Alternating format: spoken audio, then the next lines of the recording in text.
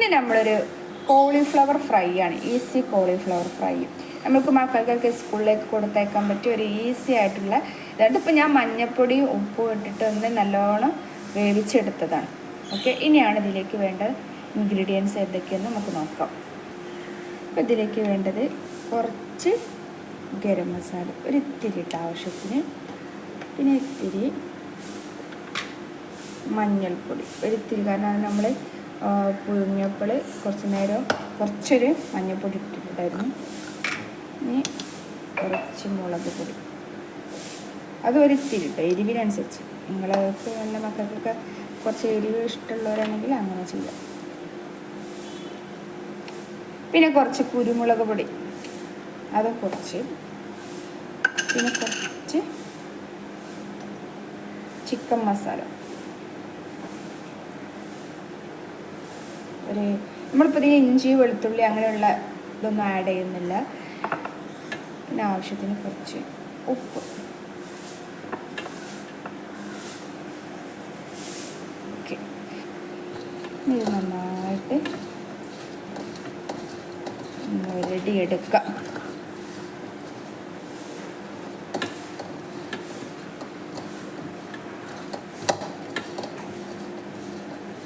Okay, ഇതിലേക്ക് നമുക്ക് കുറച്ച് ഒരു സ്പൂണോ 2 ടീസ്പൂണോ സുർക്ക വിനീഗർ ആഡ് ചെയ്യാം.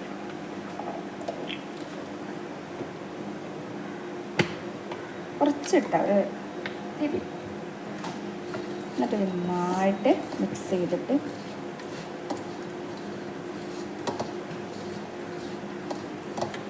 ഇതിലേക്ക് കുറച്ച് നമുക്കിതിലേക്ക് എന്ത് ചെയ്യാം, ഒരു കോൺഫ്ലവർ പൊടി കുറച്ചിടാം. കുറച്ച് കോൺഫ്ലവർ പൊടി ഇട്ടാൽ ഒരു ഇത്തിരി ഇട്ടാൽ ഒന്ന് അത്രയും ഇട്ടിട്ടുള്ളൂ. എന്നിട്ട് നന്നായിട്ട് മിക്സ് ചെയ്യും. ഇതിലിപ്പോൾ ഞാൻ ഇഞ്ചി വെളുത്തുള്ളി പച്ചമുളക് അങ്ങനെയുള്ള പേസ്റ്റൊന്നും ഉപയോഗിച്ചിട്ടില്ല.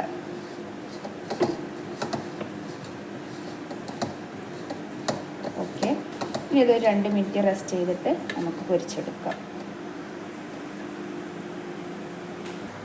ഇത് നമ്മളിനി ചൂടായ എണ്ണയിലേക്ക് നമ്മൾ നേരത്തെ മിക്സാക്കി വെച്ച് കോളിഫ്ലവർ ഇട്ട് കൊടുക്കാം. നമ്മൾ എപ്പോഴും എണ്ണയിലേക്ക് ഇടുമ്പോൾ ശ്രദ്ധിക്കും, നല്ല തിളച്ച എണ്ണ ആയിരിക്കണം.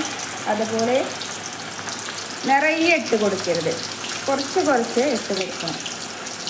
അപ്പം നമ്മൾ പെട്ടെന്ന് ഫ്രൈ ആവാൻ കുറച്ച് സമയമെടുക്കും. നിറയെ ഇട്ട് കൊടുക്കുമ്പോൾ, നമ്മൾ കുറച്ചിട്ട് ഇട്ട് കൊടുക്കുമ്പോൾ പെട്ടെന്ന് ഫ്രൈ ആവും. അങ്ങനെ നമ്മുടെ ഇതാണ് നമ്മുടെ കോളിഫ്ലവറിൻ്റെ